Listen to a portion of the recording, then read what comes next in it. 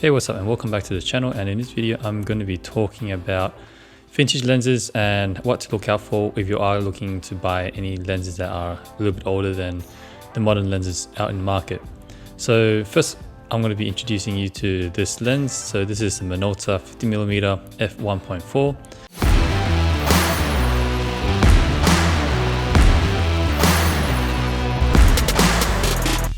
So this is the very first vintage lens that I have ever bought. So this isn't really that old. This was probably made back in 1985 or early 80s. But whatever it is, in my eyes, this is a vintage lens. So as I said, this is the 50mm f1.4 made by Minolta. It was made in Japan. So yeah, so in this video, I'm going to be telling you a little bit about vintage lenses and what to look out for when you're looking for a lens that is this old. Okay, so let's get into it. So first of all, when you're buying a lens, obviously you need to look out for whether it has fungus inside the lens or whether it has any of those misty things inside. Obviously, the only way you can really see that is if you open the lens up, have a good look at it and see if it's clear. Focus, there you go. So as you can see, look right through it and see if there's any part in it that you can see that is interfering in the lens. So when I bought this lens, it was actually in pretty good condition. There wasn't anything that was damaged on it. So another thing you want to look out for is whether there are any cracks on the lens or on the sides. This lens is definitely more than 30 years old and the dials are very smooth. So you can't quite feel anything that is grinding in there. Obviously not all the lenses are going to be like this. All lenses will eventually have some wear and tear. So this is no exception for this lens. I mean, there are a bit of wear and tear on this. As you can see, there are a little bit of paint missing on the edges and some of the parts on it. And I reckon lenses back in the days were built like tanks. I mean, like this thing is heavy. So next thing you need to know about vintage lens is, so what does all these numbers mean on this lens? So first of all, let's just go from the top. So at the top right there, you see that the green numbers are the focus distance in feet. And the white numbers right below that is focus distance in meters. And under that right there, that will be the focus area in dials, and I'll get into that a little bit later. And down here is the aperture ring. So when you're turning this, the white dot indicates where our aperture is sitting or what you've dialed it into. And over there, as you can see, there's an arrow. So that arrow is telling you where the focal distance is when you're turning up the focus ring. So what does this whole thing really mean? So obviously the arrow right there, I am dialing in how far your subject's going to be. So for example, if someone is about 10 feet away, you dial it to about 10 feet and that person should technically be in focus. If someone is about 5 feet away, you dial to 5.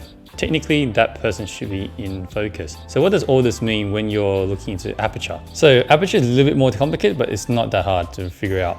Okay, so for example, like I said before, if someone is about 10 feet away, and want them to be in focus, the whole entire person to be in focus, I dial to about aperture of f4 and the person is about 10 feet away. What you're going to be seeing in focus is, if you can just imagine that the 4 and the R, those two lines, draw a line all the way up across, everything between 9 feet and 11 feet will be in focus because you're on f4.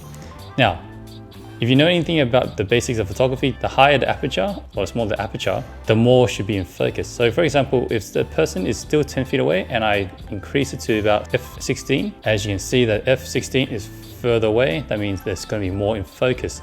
So if I draw a line up again, an imaginary line, it's going to tell me that anything within 7 feet to 30 feet is going to be in focus. So one thing you need to know about vintage lenses before you buy it is, will these lenses fit your camera? If it does, you need to make sure you get the right lens. So for Minolta, they have the MD mount and I use Sony cameras. So I got this adapter here. So this is the adapter. Make sure you can actually buy these lens mounts before you actually buy the lens. Otherwise, you're just gonna get a lens and then you're gonna realize that you actually can't fit it into your camera. That'll be a pain in the ass. These lens mounts are very cheap. I mean, I bought this one for about $10.